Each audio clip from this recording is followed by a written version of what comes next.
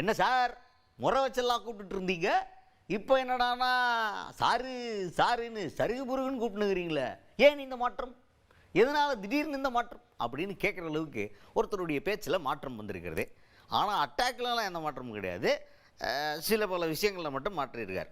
யார் இவர்? தமிழக வெற்றி கழகத்தின் தலைவர் விஜய் அவர்கள் பிரச்சாரத்தை ஆரம்பிச்சிட்டாரு.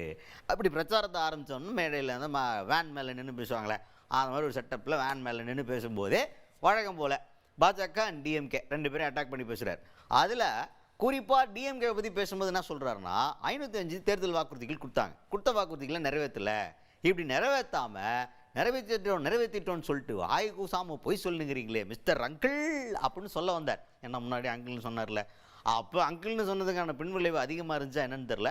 அதுக்கப்புறம் அவரே இல்லை முறை வச்சு கூப்பிட்டா அவங்களுக்கு பிடிக்க மாட்டேங்குது, அதனால் நான் அவங்களை சாருன்னே கூப்பிட்றேன் அப்படின்ற மாதிரி பேசியிருக்காரு விஜய் அவர்கள்.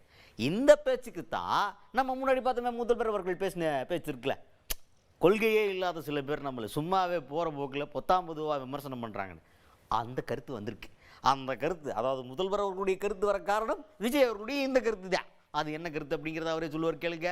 நீங்க பாத்தீங்கன்னா ஒரு 505 தேர்தல் வாக்குறுதிகளை நமக்கு தமிழ்நாட்டு மக்களுக்கு கொடுத்தாங்க. அதுல எத்தனை வாக்குறுதிகளை இந்த திமுக கவர்மெண்ட் நிறைவேற்றிருக்கு?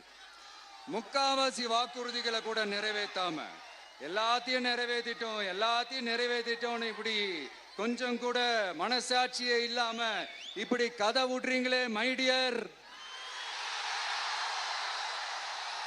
வேணாம். உங்களுக்கு தான் ஆசையா பாசமா கூப்பிட்டா பிடிக்க மாட்டேங்குது. இப்படி கதை விடுறீங்களே மைடியர் சிஎம் சார்.